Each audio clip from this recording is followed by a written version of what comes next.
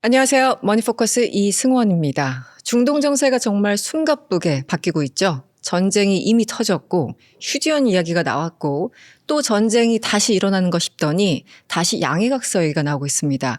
이런 상황일수록 앞서 나왔던 내용들을 다시 점검해보고 또 해석할 필요가 있을 텐데요. 그래서 오늘은 박현두 교수님을 다시 모셨습니다. 교수님 어서 오세요. 네, 안녕하십니까. 네, 안녕하세요. 올해 들어서 자주 뵙습니다. 이게 자주 뵙는 건 좋은데 네, 이게 네. 좋은 일은 아니에요. 그러니까요. 저는 부를 때는 좋은 일로 안 불러. 전쟁 터지고 뭐 중동에서 그렇죠. 문제 생기면은 교수님을 찾게 되니까 제일 네. 먼저. 네. 사실은 저희 이제 머니포커스에 오신 게 한 두어 달 전이에요. 그러니까 전쟁 나기 직전에 와서 녹화를 뜨고 네. 얼마 후에 바로 전쟁이 정말 일어났으니까. 네. 그래서 그때도 정말 다양한 얘기들을 해주셔서 저희가 큰 도움이 됐었는데. 아닙니다.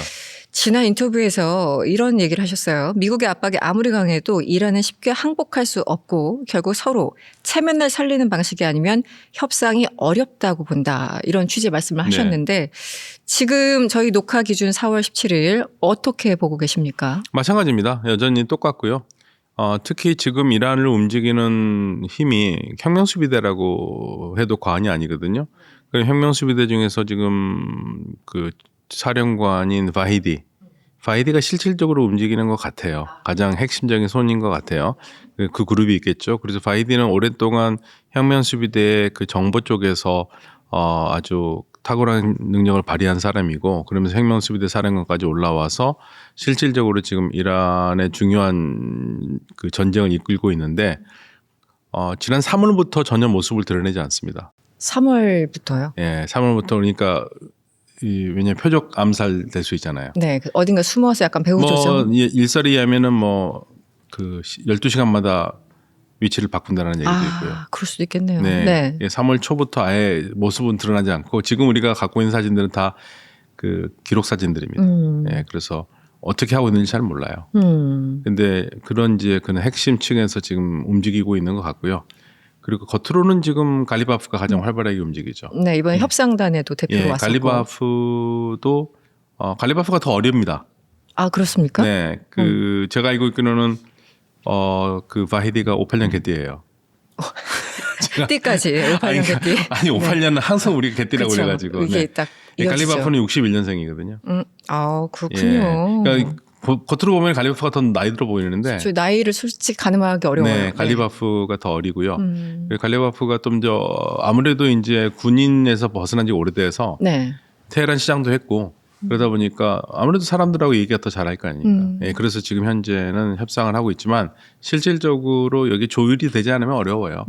그래서 이란이 모든 걸 내놓고 뭐 순순하게 미국과는 할 수가 없습니다. 네. 그동안에 미국으로 대하는 방식도 그랬고 그래서 네네. 이란의 체면을 살려주지 않으면 이거는 협상하기 어렵죠. 그러면 갈리바프는 어쨌든 우리가 이미 너무 많이 봐가지고 마치 아는 사람처럼 매일 협상단에도 이제 나오고 하니까. 그런데 실질적으로 움직이는 건 이 바이디라는 사람. 바히디와 졸가르드일 것 같아요. 졸가르드는 최고 국가안보위원회 수석이거든요. 네. 예, 이분은 54년생입니다. 예, 54년 말띠인데 나이가 많죠. 다 혁명수비대 사령관 출신들이고요. 여기가 실질적으로 가장 강경한 목소리들. 드러나지 않는 사람일수록 강경파의 가능성이 더 높다 이렇게 봐도 될까요? 드러났어도 지금 알고 있는 사람들인데 강경파죠. 다 강경파. 졸가드가 얼마나 강경하냐면은요. 그런 일화가 있어요. 그 솔레이만이라고 네, 그 사령관 있잖아요. 그분 얘기를 하면 사람들이 다 강경하다고 얘기하잖아요. 그 솔레이마니 장군이 나 도저히 못하겠다고 잠시 자기 직을 내려놨을 정도로 졸가드가. 그 정도였습니까? 네. 그 사람이 그 안에서는 온건파였군요. 그렇다고 봐야죠. 네, 굳이 얘기하자면. 그리고 사진을 보면 졸가드르와 바히디의 사진을 유심히 보면은요 이마가 움푹 들어가 있습니다. 혹시 뭐 부상? 아니요. 그 시아파들은 기도 예배할 때 이렇게 맞아요, 머리에 맞아요. 얼마나 열심히 하면. 그러니까 우리가 이제 장난말로 시아파들을 할 때 너 열심히 한 신자 아니냐면 너 보니까 너 아닌 것 같다. 기도 열심히 안 하니 이런 얘기를 하거든요. 네. 뭐 농담이긴 하지만 굉장히 열심히 하는 사람들이에요. 그렇군요. 네. 그러니까 이 신심, 그러니까 그들이 생각하는 시아파에 대한 신심과 네. 그다음에 국가를 지키겠다는 그게 결합된 사람들이기 때문에 굉장히 강하죠. 네. 지금 일단 다시 한번 이제 환기해서 상황을 정리를 하면 4월 중순이 넘어가고 있지 않습니까? 네, 네. 저희 촬영 기준 17일인데 이제 지난 11월에 있었던 1차 협상은 예상대로 결렬이 됐어요. 네. 예, 처음부터 데일이라고 생각한 사람은 글쎄 많지 않았을 것 같고요. 그래서 이제 트럼프가 계속 주말에 열릴 것이다. 파키스탄 쪽에서도 그 복수의 그 소식통들이 주말 그리고 다음 주에 열릴 것이다. 뭐 얘기를 하고 있는데 그게 한 19일 주간이겠죠. 그런데 지금 현재 미국도 우리가 이겼다. 이란도 우리가 이겼다. 이렇게 얘기를 하고 있습니다. 제가 해석하기로 양쪽 다 우리가 졌어. 이런 얘기를 하는 것 같은데 지금 각자 무엇을 근거로 승리라고 하는 걸까요? 뭐 트럼프는 일단 눈에 띄게 많이 때렸고, 그리고 뭐 네. 이란 쪽의 피해가 어마어마하잖아요. 그 최고 지도자부터 비롯해서 그런 걸 봤었을 때는 미국이 이겼다고 해도 뭐 딱히 그쵸. 누가 뭐 네네. 예, 뭐라고요, 그 한지를 걸지를 못하는데, 근데 이제 제가 봤을 때는 미국이 이겼다고 보기 어려운 게, 아니 당연히 미국이 그 정도 힘은 될 거라고 봤어요. 네. 그런데 이란을 결국에는 굴복을 못 시켰잖아요. 그리고 이란은 그 비행기도 제대로 없는 나라에서 이렇게 견디면서 이겼잖아요. 그래서 봤을 땐 전략적으로는 완전히 이란의 승리라고 봐야죠. 이란이 버텼으니까. 체급이 훨씬 낮은 나라가 체급이 높은 나라와 싸웠을 때 둘겨 맞았는데도 쓰러지지 않고 KO 당하지 않고 끝까지 지금 그렇게 상태가 됐다 하더라도 끌고 왔다면 뭐 이건 이란이 이긴 거라고 봐야죠. 사실 누가 이겼냐고 하는 건 중요하진 않는데 참 무의미한데 네. 이란이 정말 잘 버텼다. 음. 잘 버텼고, 보통의 중동 국가들이라면 독재 국가라면 독재자가 사라지면 끝나잖아요. 보통 그렇죠. 네, 이란 보세요. 그 1차 전쟁에서 12명 장군들이 죽었어도 살아남았고, 이번에는 40명이 와, 그렇게 한꺼번에 했는데도 결국 살아남았잖아요. 그러니까 이거는 애초에 작전은 탄도미사일을 때리려고 생각을 했다가 미국과 이스라엘은요. 그러니까 이스라엘이 탄도미사일을 공격하겠다고 미국한테 허락을 받았고 1, 2월 달쯤에 전쟁이 날 거라고 생각을 했죠. 그러니까 네. 전쟁이라기보다는 이스라엘의 공격이 있을 거라고 그렇죠. 생각했어요. 정확히는. 네. 그런데 갑자기 시위가 나니까 시위를 이용해서 뻥튀기를 해보려고 했고, 그러면서 정권 교체 꿈을 꿨잖아요. 네. 정권 교체 꿈을 꿔서 약 4일 동안 작전을 해서 정권 교체를 하려고 그랬는데 네. 정권의 핵심부들은 쓰러졌는데 결국에는 2-3시간 만에 반격이 시작되면서 모든 게 수포로 돌아갔잖아요. 실패한 거죠. 그 핵이 있고요. 네. 그 농축을 절대 하면 안 된다 뭐 이거잖아요. 오바마 때는 3.67. 3.67. 네. 그리고 어쨌든 지금 농축을 하면 440km 어디 행방 모르고 요 하나하나 조금 구체적인 내용들이 있는데 어느 정도 선에서 서로 될지 그게 좀 궁금해요. 예, 지금 뭐 가장 논란이 되는 것은 우라늄 농축을 미국은 안 된다고 얘기를 하는 거고요. 아예 안 된다. 아예 안 된다. 이란은 전농축이라도 하겠다 그러다가 이번에 협상에서는 오케이, 안 되는 기간에 대해서 싸움이 있었던 것 같아요. 원래 미국은 영원히 안 된다고 했거든요. 근데 미국은 지난번 휴전 협상에서 20년을 얘기한 것 같아요. 네. 10년에서 15년 정도 해서 단계적으로 좀 풀어주겠다. 그게 오바마 때 합의 같습니다. 네, 근데 네네. 이번에는 20년 동안 아예 우라늄 농축을 아무것도 못한다. 아예 못한다. 아예 못한다. 그런데 거기서 이란은 5년 정도를 얘기했다는 것 같아요. 5년은 우리가 안 할 수 있다고 얘기한 것 같아요. 그러면 지금 우라늄 농축 금지 기간에 대한 이 미국도 양보를 한 거죠. 네네. 평생 안 된다고 그러다가 20년 내려온 거고, 그러면 이제 20년과 5년 그 사이 어디에서 합의를 볼 수 있겠죠. 그때 그런 얘기가 나왔습니다. 맞아요. 네. 그다음에 우라늄, 그다음에 60% 농축한 440kg 이걸 가지고 계속 싸웠거든요. 미국은 우리 다 넘겨라. 네. 이란은 아니 다 넘기지는 못하겠고 그거를 쓰지 못하는 수준으로 낮은 거로 희석을 하겠다. 네, 국제사회가 보는 앞에서. 요게 이제 논쟁이에요. 근데 만약에 협상을 하고 싶으면, 이란이 협상을 하고 싶고 트럼프가 뭔가 만족하게 하려면 우라늄 농축분 440kg를 주면 되거든요. 그러면 가장 완벽한, 가장 눈에 보이는 성과일 수 있겠네요. 그러면 뭐 트럼프는 그거 하나로도 그렇죠. 띵가띵가 할 수 있을 겁니다. 그거 하나로도 100개를 받은 것처럼 할 수 있을 거예요. 그렇죠. 네. 근데 이란은 그건 안 하겠다는 거예요. 왜냐하면 이란이 오바마 때도 농축한 거를 러시아 쪽으로 보냈는데 그렇게 후회했습니다. 러시아 쪽에 실제 반출을 시켰나요? 네, 그때? 했습니다. 네, 20%로 다 반출했습니다. 그렇군요. 네, 그런데 이번에는 그걸 안 하겠다는 거고, 이번에도 러시아가 그럼 우리가 가져갈게 그랬더니 미국이 안 된다고 그랬어요. 안 된다는 이유는 하나예요. 그럼 오바마 때가 뭐가 다른 거예요? 네. 그러니까 뭐든지 오바마하고 비하니까 오바마의 컴플렉스가 있어가지고. 그러니까요. 네. 그러니까 2015년에 했던 것보다는 무조건 한 10배, 100배 정도 돼야 돼. 이런 입장인 것 같아요. 네. 그래서 지금 그 핵 문제가 그게 가장 커요. 그런데 사실 아주 원칙적으로 봤을 때 우라늄 농축은 모든 주권 국가의 권리잖아요. 그거는 네. 합법적으로 보장된. 그런데 그것도 실질적으로 하는 거 여부와 상관없이 농축할 권리를 갖는다. 그 문구를 가지고 또 싸웠다라는. 그러니까 네. 이란은 우리가 안 해도 이 권리는 어쨌든 문서상 인정을 해야 돼라는 거고 그렇죠. 니네들은 그런 권리조차 없어라는 게 이제 미국이 버틴 권리조차 게네요. 없다면 말이 안 되는 거죠, 사실. 그렇죠. 그건 국제법상 인정이 그러니까 되는 지금 건데. 이게 협상의 가장 큰 문제가 뭐냐면 네.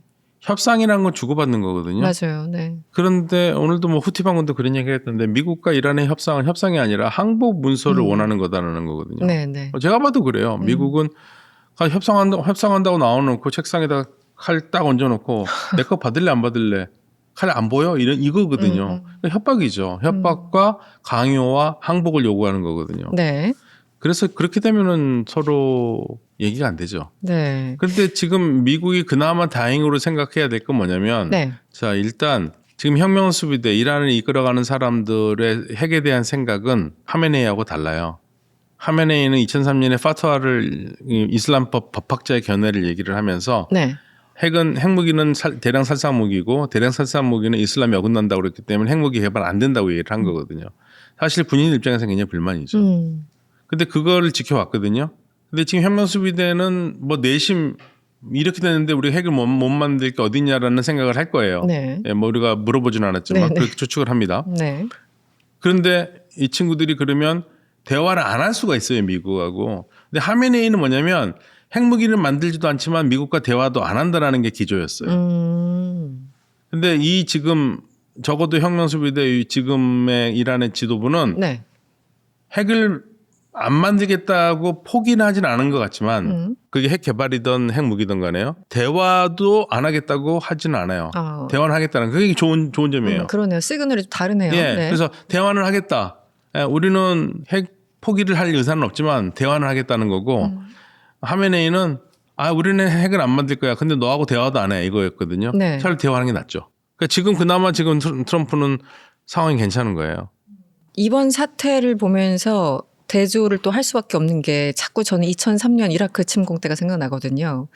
그때 2003년 3월에 미국이 일방적으로 이라크를 침공했고 한 2주 만에 어쨌든 끝냈죠. 예.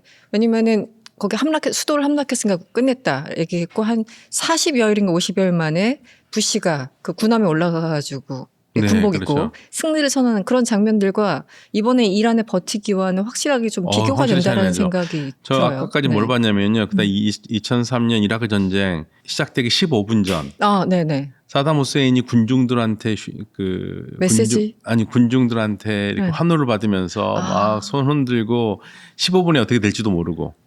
그러니까요. 근데 이란은 그러지는 않잖아요. 이란은 지금까지 버티지 않습니까? 네. 대단한 겁니다. 대단한 거. 그러면 지금 이제 저도 미국 매체들 그 진보 매체 보수 매체 할 것 없이 어쨌든 이 전쟁이 처음에는 핵과 미사일로 시작한 것 같은데 네. 어느 순간 호르무즈 전쟁이 됐어 이렇게 네, 얘기하고 도대체 처음에 이 전쟁이 왜 시작된 거지 이거조차 헷갈려 이런 농반 진반 얘기가 나오고 있습니다. 결국은 호르무즈가 핵심인 것 같은데 이란 입장에서는 와 이게 이렇게까지 강력한 거였어 우리도 재발견했어 이런 느낌이고 미국은 상당히 당황하는 당황했죠. 상황이죠. 그래서 이걸 풀지 못하면 다른 문제도 다 안 풀린 것처럼 됐어요. 트럼프도 마찬가지였죠. 네. 못 풀죠. 네네. 어떻게 해야 되죠 지금? 그러니까 미국이 도발을 그냥 멈추면 돼요. 일단 간단하게. 네, 도발을 멈추면 돼요. 저는 항상 제 지론은 미국이 그냥 손 띄면 끝이라고 생각을 해요. 사실상. 네, 손 띄면 끝이에요. 근데 이제 미국이 못 나오는 게 사실 호르무즈 때문에 못 나오는 건 아닐 겁니다. 우라늄이라도 갖고 나와야 되는데. 그래야지 최종 명분이 생기는데. 네, 명분이 생기는데. 네. 그리고 이란도 풀어주면서 돈을 좀 받아야 되는데. 동결자금 해제라도 그렇죠. 해야 되는데. 네. 예, 그게 이제 걸려 있는 거죠. 그래서 저는 결국에는 호르무즈에 여부 미국이 손을 떼면은 이거는 국제사회가 쉽게 풀 수 있는 문제라고 생각을 해요. 그래서 이제 최근 나온 얘기가 당장 협상하기 네. 힘드니까 60일 정도 어쨌든 나중에 이제 네. 얘기를 하자. 그 전에 양해각서로 해서 사실상 전쟁을 잠시 중단하자. 왜냐하면 네. 하루 이틀 안에 해결될 게 아니니까. 이런 얘기가 슬금슬금 나오고 있어요. 그러니까 2차 협상 때도 결렬될 가능성이 높으니까 약간 퍼즐을 두자는 것 같습니다. 그런 것 같습니다. 네, 서로 어떤 걸 주고받을 수 있을까요? 가장 현실적인 것. 자, 이제 2주 휴전이 끝난 다음에 미국에서 더 이상 휴전 더 연장 안 한다고 그랬잖아요. 그랬었을 때 다들 저도 생각하기에 미국이 네. 그럼 끝나고 전쟁을 하려고 지금 다시 공격을 하려고 시간 겁을 벌기처럼. 주려고 그러는 건가 생각을 했거든요. 왜냐하면 타스 통신에서 그 러시아의 안보리에서 네. 미국이 2주 이 휴전은 쉽게 말하면 화장술이다. 공격을 하기 위해서 시간을 버는 것뿐이다라고 얘기를 했었거든요. 그래서 저는 그거라고 생각을 했는데 오히려 이란 쪽 제가 매체를 찾아보니까 이란에서 2주 연장은 거부했다는 거예요.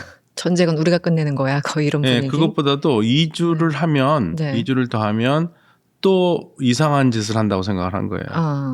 이스라엘이 또 이상한 짓을 해서 또 암살 작전을 할 것 같다는 그런 것 때문에 아예 그냥 2주 끝내고 전쟁하려면 전쟁하자 이런 생각이었던 것 같아요. 오히려 이란에서는. 네. 그래서 만약에 60일 지금 로이터에서 말한 60일 양해각서가 거기에 종전으로 가는 거고 더 이상 도발하지 않는다라는 조건만 있다면 네. 그게 확실히 보장만 된다면 이란도 받을 수는 있겠죠. 받을 수는 있는데 그게 아니라면 받기 어렵죠. 그럼 전쟁을 또 계속하면 현실적으로 사실 양쪽 다 끝내고 싶은데 누구 체면이 더 우선인가 사실 이런 싸움이기도 하지 않습니까? 그런데 저쪽에서 호르무즈라는 걸 계속 잡고 있는 거고 미국은 어쨌든 농축우라늄이든 호르무즈도 뭔가 하나라도 해결해야지만 나갈 수 있고 이런 상황에서 어쨌든 지금 다시 전쟁이 시작되면 군사적으로만 따졌을 때는 이란이 또 불리하지 않을까요? 근데 이란은 그렇게 생각 안 합니다. 이란은 해볼 만하다고 생각해요. 왜냐하면 어차피 전쟁 올해 미국이 못할 거라고 생각을 하고 있어요.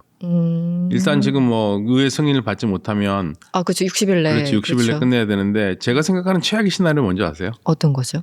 제2의 통킹만 사건을 만드는 거예요. 예, 그럼 의회 승인 받을 수 있죠. 예, 그러니까 전쟁을 계속하고 싶은데 의회 승인을 못 받는다 그러면 뭔가 일을 만들어서 의회가 승인하지 않을 수 없는 상황으로 이란이 나쁜 짓을 한 걸로 해가지고 승인을 받는 거. 그건 최악인데 예, 근데 의회가 그렇게까지 할 만한 일일까 될까 하면서도 모든 게 가능하기 때문에 거기까지 상정을 해봤어요. 트럼프기 때문에 그런 최악의 시나리오도 상정을 해볼 수 있다. 그리고 이스라엘도 계속 전쟁하고 싶어하니까 뭔 짓을 못하겠냐 생각을 하면 이스라엘이 문제를 만들어낼 가능성도 전 있다고 보는데. 예, 그러니까 네. 지금 다들 그런 얘기들을 해요. 이란 쪽에서는 그런 거 아니고 여기 비관적으로 보는 사람들은 저하고 비슷하게 생각하는 사람들이 있더라고요. 뭔가를 만들어 가지고 그 의회 승인을 받는 게 아닌가. 근데 그게 아니라면 전쟁은 그냥 이달 말에 어차피 물리적으로는 끝나는 거고 하고 싶으면 그냥 이스라엘 통해서 이스라엘 지원해서 하는 수밖에 없죠.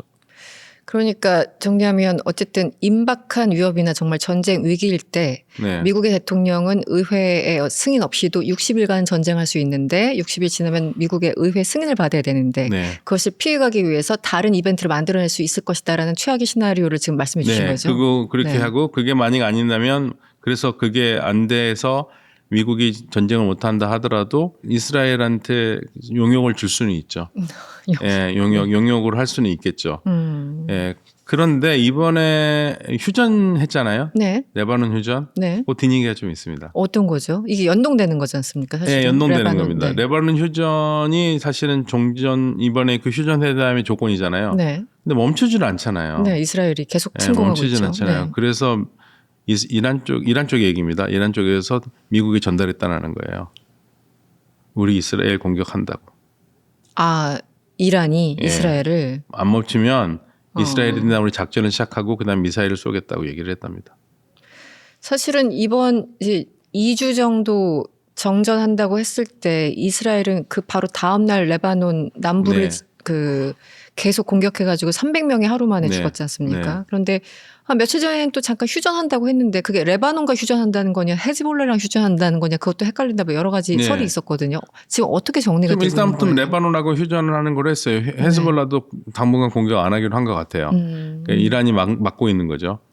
예, 그 대신 뭐 어떤 위협이라도 있으면 이스라엘은 공격하는 거를 디폴트로 하는 걸로 휴전 문구는 만들었습니다. 그러니까 만약에 헤즈볼라가 공격하거나 뭘 때면은 이스라엘이 생각할 때 위험하다면 무조건 공격할 수 있는 게 휴전 조건에 있어요. 그러니까 결국에는 언제든지 공격할 수 있는 준비는 돼 있는 거죠. 근데 빌미를 주지 말라는 얘기죠. 그래서 헤즈볼라한테 이란이 헤즈볼라를 컨트롤할 수 있으니까 이제 이란이 하지 말라고 그러겠죠. 그러면 헤즈볼라만 도발 안 하면 공격은 없는 거니까요. 그런 상태 되면 일단 휴전 협정을 할 수 있는 조건이 되는 거죠. 그런데 그 휴전 협정을 갖는데 휴전 협정을 만드는데 결정적인 역할을 하는 게 이란 쪽 얘기로는 우리가 마지막 최후 통첩을 날렸다. 네. 일단 현지 시간 16일 트럼프가 기자들한테 한 얘기에 따르면 이스라엘과 레바논 측이 백악관에서 만나기로 했다 뭐 이런 얘기도 네. 한 줄 했는데 물론 그게 어떻게 될지 모르는 상황이긴 합니다.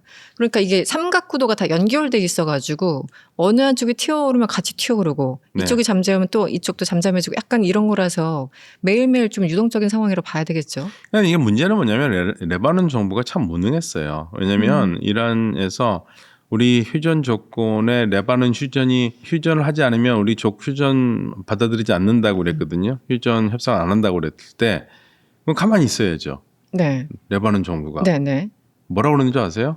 레바논 휴전에 대해서 얘기할 수 있는 거는 레바논 정부밖에 없다. 그 어떤 사람 어떤 단체도 레바논 정부를 대신해서 얘기할 수 없다고 그 말을 했어요. 그러면서 이스라엘이 공격했습니다. 그래서 이제 레바논 내에서도 니네 뭐 하는 거냐 지금. 전쟁을 막지는 못할 편이면 뭔 쓸데없는 말을 해가지고 오히려 무책임하게. 무책임한 말이다. 레바논 정부가 하는 짓이 항상 좀 바보 같은 짓을 해요. 그래서 그렇게. 결국 피해 보는 게 지금 레바논에 있는 그렇죠. 민간인들이잖아요. 민간인들 피해 보고 아이들, 여성들. 이스라엘은 다. 왜 그러면 레바논을 계속 공격하느냐. 좋아요. 공격할수록. 지금 헤즈볼라를 공격한다는 명목하에 헤즈볼라가 숨어 있는 것을 때린다는 명목하에 지금 수없는 많은 사람들이 죽었잖아요. 그렇죠. 그러면 이스라엘이 그 파급 효과를 볼 수 있죠. 무슨 효과냐면 사람들이 그런 생각할 수 있을 거 아닙니까? 이 헤즈볼라 이놈들 자식들 때문에 우리가 죽는다.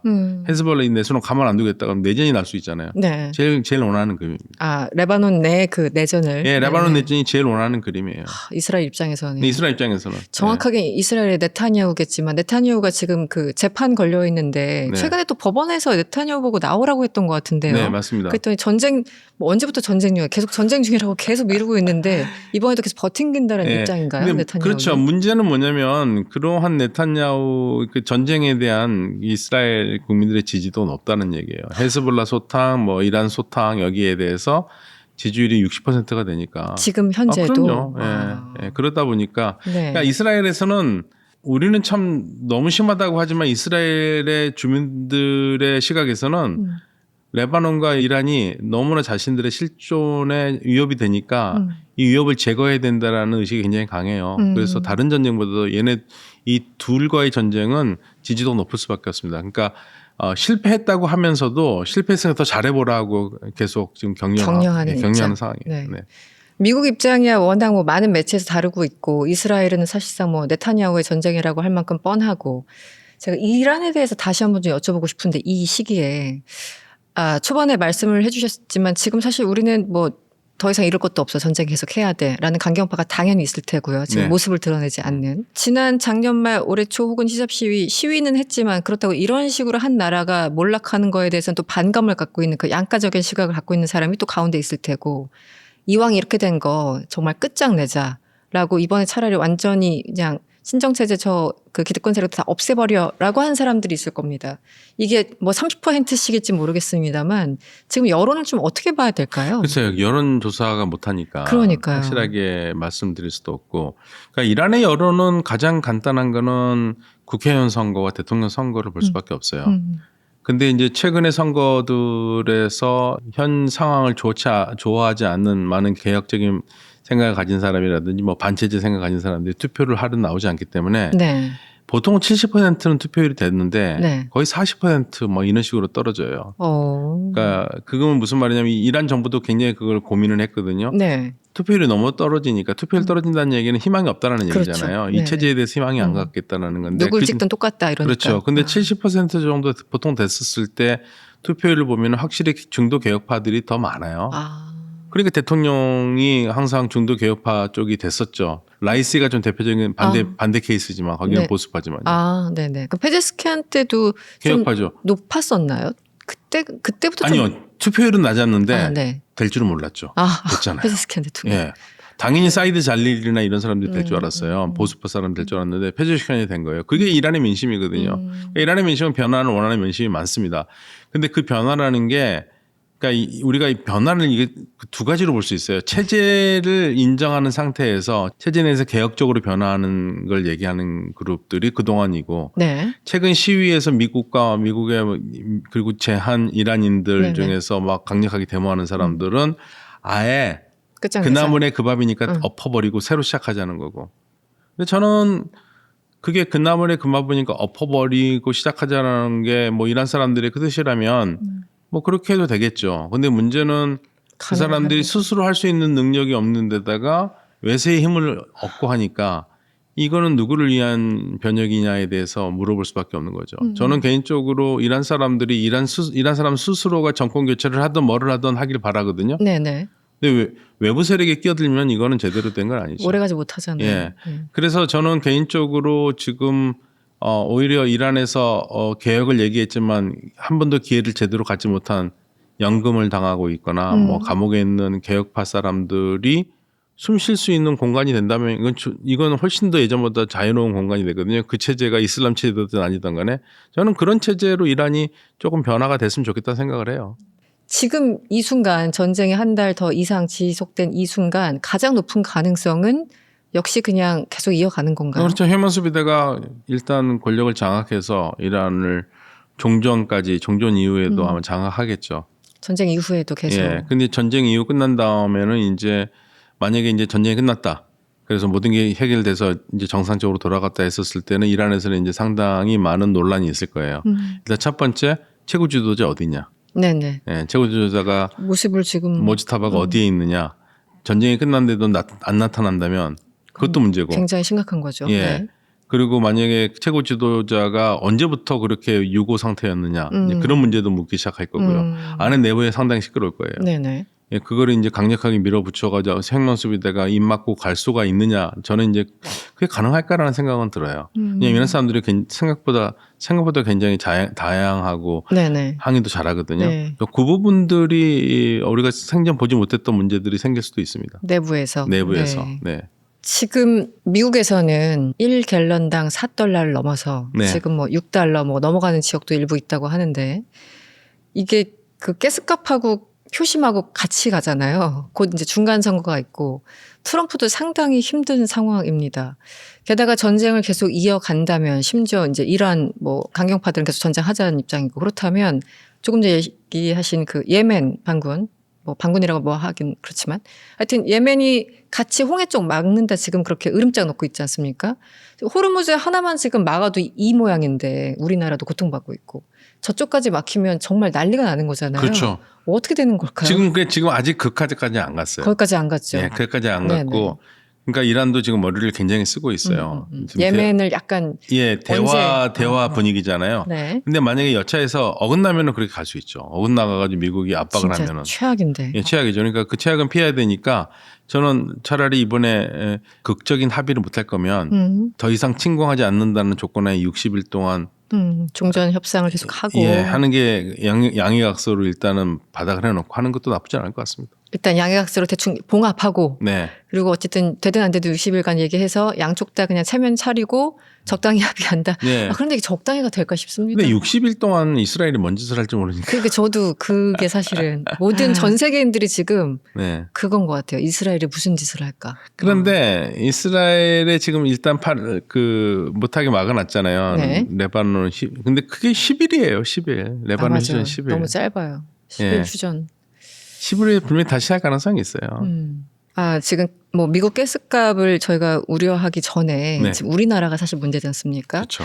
그러니까 두 가지 좀 여쭤보고 싶어요. 일단 이재명 대통령이 한국의 대통령으로서는 처음 어떻게 보면은 국제적으로 그 목소리를 낸 거라고 이번에 많은 평가를 받고 있어요. X에 글을 올리면서 또 이스라엘은 발끈했고요. 일단 한국의 대통령이 이런 글을 올렸다고 해서 세계적으로 이제 많은 매체들에서 주목하고 있는데 교수님은 어떻게 보셨어요? 저는 처음에는 이게 뭐지 하고 좀 놀랐어요. 왜 갑자기 그런 생각이 들었고요. 네. 자세히 보니까 아무래도 어떠한 의도는 있었던 거라고 생각이 돼요. 그러니까 네. 이제 아무래도 좀 상황을 본다면 이란과의 문제 해결을 하기 위해서 거기에 대해서 우리도 이런 목소리를 낼 수 있다.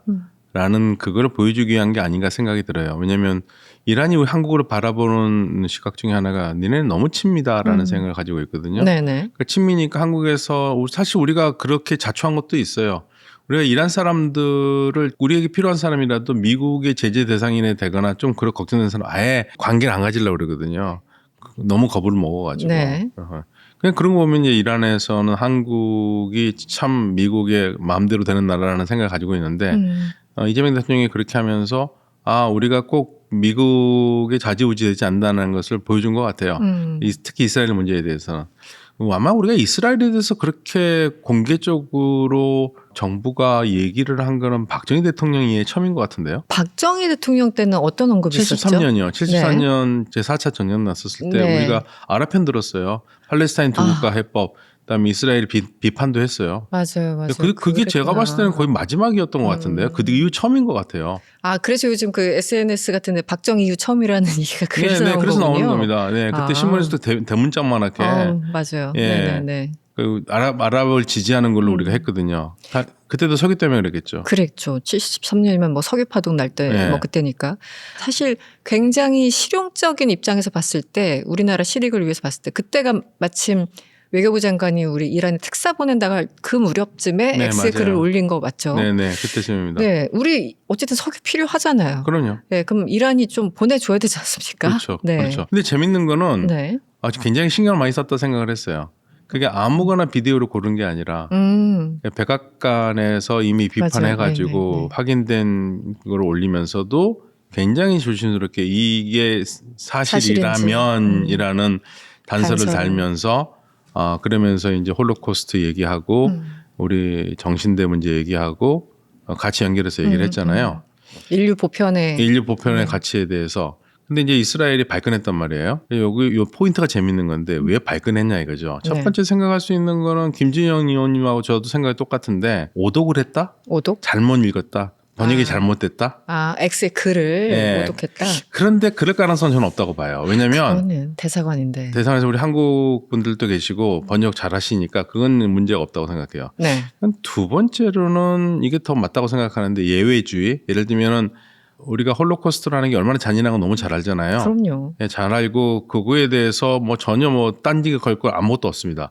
근데 잔인한 거고 못된 거고. 근데 우리 트위터에서 어느 부분에서도 단 한 번도 홀로코스트를 부정한다는 의미도 없었고요. 없었죠. 예, 홀로코스트를 가치를 폄하한다는 것도 없거든요. 예, 그런데 왜 그러면 이스라엘이 이렇게 발끈했을까 생각해 보면 그 이스라엘 네탄야후 정부가 가지고 있는 생각 중에 하나가 이 세상에는 이 홀로코스트보다 더 잔인하고 더 못되고 더 비인간적인 것은 없다고 생각을 하는 것 같아요. 그래서 어떤 면에서는 이 부분이 좀 발칵하지 않았나. 예를 들면은 아니 그런 거를 홀로코스트하고 감히 비교해? 이런 게 있지 않았나 하고 저는 개인적으로 의심해요. 네. 무슨 뜻인지 알겠습니다. 네. 근데 제가 이스라엘 네탄야후 정부에게 좀 요청하고 싶은 거는 우리가 그런 얘기 많이 하잖아요. 많은 사람들이 왜 그 팔레스타인 문제를 두고 이스라엘을 비판하는 사람들한테 있으면 옹호하는 사람들이 이스라엘이 그래도 중동에서는 가장 민주적인 국가다. 그리고 이스라엘로도 우리가 중동에서 가장 민주적인 국가다 얘기하고 미국 정부도 항상 그 얘기를 해왔어요. 네. 그러니까 오케이 이스라엘이 민주적인 국가고 그러면 우리하고 같이 민주주의 가치를 공유하는 나라인데 공유하는 나라라면 이 문제 한번 생각해 보라 이거죠. 민주주의 국가가 아니면 상관없어요. 네네. 그러면서 이재명 대통령의 발언에 대해서 이렇게 비판하는 분도 있어요. 왜 이란에 대해서 아무 말도 하지 않느냐. 네. 아니 근데 그거는 오케이. 이란에 대해서 하면 좋겠지만 지금 중요한 거는 이란은 일단 민주주의 국가가 아니라고 생각해 보면 네. 우리하고 같은 가치를 가지고 있는 이스라엘이 그러면 안 되지 않느냐. 그렇게 생각을 좀 했으면 좋겠다 이거죠. 그러니까 뭐 이걸 했으니까 다른 거 왜 안 하냐 안 하냐 뭐 북한은 왜 안 하냐 이런 거 가지 말고 그럼 논점이 흐려져요. 지금 우리 요 문제만 갖고 얘기하잖아요. 사람이 죽었고 존중감도 없고 이게 과연 민주주의 국가의 국민이 할 수 있는 일인가에 대해서 한번 생각해 보자는 겁니다. 저는 그 점에서 시작해야 된다고 봐요. 같은 잣대로 어차피 거기가 독재 국가였으면 이런 말조차도 안 하는데 네. 약간 그런 이제 맥락이신 거죠. 그런데 이란 분들 중에서는 그게 결국은 이란 정권에 들어가서 그러니까 우리가 이제 그 인도주의적인 지원한다고 했는데 사실 그게 뭐 몇 억 안 되는 돈이 있긴 합니다만 그거라도 지원을 하게 되면 이란 민간인한테 전달되는 것이 아니라 이란 군부에 전달되는 것이기 때문에 안 된다라고 비판하시는 분이 계시거든요. 그런 의견은 어떻게 보셨어요? 저는 그거 너무 지나치게 과한 것 같아요. 아마 우리가 돈으로 줬는지 물건으로 줬는지 모르겠지만요. 물품으로도 줄 수 있거든요. 뭐 의약품 이런 것들. 네. 네. 그게 아무튼 인도적으로 쓰일 수 있다면 그게 누구든 간에 죽는 사람 살릴 수 있고 아픈 사람 고칠 수 있고 배고픈 사람 먹일 수 있다면 잘한 거죠. 네, 알겠습니다. 그 마음은 이해합니다. 네, 그렇죠. 심정적으로는 이해가 가죠. 너무 싫어하는 네. 정부고 그러니까 우리도 그 시대를 겪어봤던 사람들이고 이해는 하는데 그래도 살릴 사람 살리고 고칠 사람 고쳐야죠. 참 이게 항상 어려운 것 같아요. 하메네이 정부에서 정말 자국민들 적게는 몇천 명, 사실은 몇만 명을 죽였잖아요. 근데 모르죠. 사실 몇백 명일지 몇천 명일지도 사실 잘 모르겠어요. 숫자도 뭐 다들 숫자는 정확하지도 않아요. 직업마다 다르죠. 왜냐하면 나중에 이제 다 알려지겠죠. 네. 그런 상황에서 뭐 하나로 들어가는 거 뭐 완전 봉쇄해야 된다. 한쪽에서는 그래도 인도주의적인 지원이니까 해야 된다. 이런 것들이 항상 좀 충돌되는 지점이고 이번에도 역시 그냥 고스란히 정말 날카롭게 드러난 게 아닌가 이런 생각이 좀 듭니다. 교수님 저희 마지막 좀 질문으로 양해각서를 서로 이제 합의한 이후에 60일간 종전 협상을 한다고 해도 하루하루가 서로를 못 믿는 상황이잖아요. 그렇죠. 이란 입장에서는 협상하고 있는데 두 번째 전쟁이야. 또 미국도 또 이란이 어떻게 할지 몰라. 뭐 여러 가지 서로 불신의 상황인데 이 이후에 양쪽 다 최소한 이거는 지켜야 된다. 그래야지만 종전 협상으로 나아갈 수 있다. 어떤 것들을 좀 제언해 주고 싶으신가요? 그러니까 이란 쪽에서는 그 얘기합니다. 이란 쪽에서는 왜 협상이 미국과 안 되냐면 미국이 계속 말을 바꾼다는 얘기예요. 꼴대 옮긴다 뭐 이런 꼴대 표현. 옮기고 네. 그러니까 약속도 지키지 않고 지키지 않은 상태에서 또 와서 말을 계속 바꾸는 거. 협상이 되겠냐 이거죠. 이번에 이게 갈리바프가 1차 협상 끝난 다음에 한 얘기고요. 네. 또 미국은 이란 쟤네들 맨날 뒤통수 친다고 그러는데 서로가 상대의 불신감이 너무 커요. 그러니까 핵 문제도 마찬가지입니다. 이란은 평화적인 핵 개발을 한다고 그러는데 미국은 절대 못 믿는 거거든요. 네. 그러니까 아예 핵 프로그램 자체를 없애라는 거고 서로 화법이 많이 달라요. 트럼프 대통령이 이란은 핵무기를 못 만드는 나라가 만들겠다고 계속 얘기를 하고 있고 근데 이란은 우리는 핵무기를 만든다 한 적이 없다고 그러잖아요. 네. 그러니까 트럼프 대통령이 말하는 핵무기는 모든 핵 프로그램 뭐 1%라도 농축하면 핵무기로 갈 수 있으니까 안 된다는 그 얘기거든요. 그러니까 네. 서로 완전히 말이 달라요. 네. 그래서 일단 서로의 용법을 좀 정리를 해라.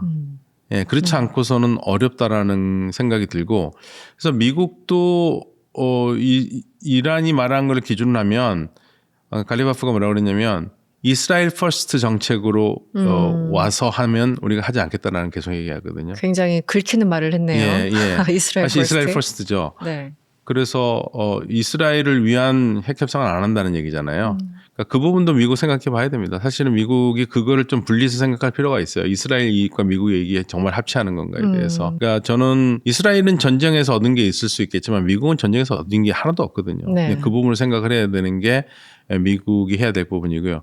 근데 이란도 지금 상황이 만만치가 않습니다. 이란도 지금 나오는 얘기 중에 하나가 협상 당일에 강경파와 협상파 간에 약간의 다툼이 갈등. 있었다. 네. 그러니까 애초부터 제일 처음에는 솔가드르가 같이 온다고 그랬던 얘기가 있었거든요. 그런데 일설에 따르면 갈리바프가 같이 못 간다. 그랬다는 것 같아요. 그래서 이제 협상은 안 가고 했는데 그날 혁명수비대 대표단을 태운 비행기가 파키스탄에 들어왔다고 그러거든요. 네. 그래서 뭐 때문에 들어왔을까? 근데 협상 때문에 얘기를 한 것 같아요. 그러니까 뭔가 혁명수비대 쪽에서는 이 협상파가 또 이상한 소리를 하고 아닌 게 아닌가 그 단속하러 온 것 같고 그래서 지금 그 부분이 이란 쪽에서도 교통 정리가 조금 상황이 필요한 것 같아요. 그리고 이번에 뭐 지금 나오는 얘기가 오늘 우리가 녹화하는 시점에서는 뭐 파키스탄이 다음 장소가 될 것이다라고 얘기는 나왔지만 네. 제가 봤던 정보에서는 이건 아프가니스탄에서 나온 정보거든요. 아프가니스탄 통신 정보인데 갈리바프가 다음 협상은 파키스탄에서 안 하겠다고 얘기를 했다고 그랬어요. 러시아나 중국에서 하길 바란다고 얘기를 했다는데 그렇군요. 그런 이유 중에 하나가 이제 그 파키스탄에서 무슨 일이 있었을 때 그 이란 본국과의 이 통화가 별로 안 좋다라는 얘기죠. 상황들이. 한 라인을 가동하기에 적합한 곳이 아니다. 이런 건가요? 일종의? 그렇죠. 왜냐하면 도청도 될 가능성이 있고 네. 사실 이란에서 이번에 좀 협상에 반대하는 사람들이 문제 삼고 있는 것 중에 하나가 한 70명이 가서 흔적을 남겼을 거 아니냐 이거죠. 그러면 이게 전부 다들 또 암살 대상으로 올라갈 수 그렇죠. 있으니까. 암살 대상이 되고 그다음에 동선 같은 것도 파악되고 또 어떻게 또 미행이나 도청이 될지 모르니까 네네. 그거 왜 그렇게 많이 갔냐는 얘기도 있긴 했습니다만은 그만큼 미국과 이스라엘에 대한 불신감이 많이 있어요. 그래서 이게 산 넘어 산인데 일단은 뭐 MOU라도 만약에 이란이 받아들인다. 그러면 그런데 받아들이는 조건은 저는 하나일 것 같아요. 현재 불가침, 절대 아무것도 하지 않는다. 네. 예, 뭐 만약에 여기서 지금 뭐 또 군대 움직이고 그러면서 하는 거는 뭔 또. 의미가 없으니까. 네. 근데 이란도 지금 준비하고 있습니다. 사실 이란은 공격할 거라고 생각하고 준비하고 있어요. 네, 사실 전쟁이 발생하면 양자 간의 대화를 나누기도 힘든데 이번 전쟁은 이란 그리고 미국, 이스라엘까지 삼각구도로 연결돼서 훨씬 더 힘든 그런 전쟁이 아닌가라는 생각이 듭니다. 지금 뭐 한 치 앞을 내다볼 수 없는데요. 어쨌든 앞으로 어떻게 또 변화할지 박현두 교수님과 이야기 계속 나눠보도록 하겠습니다.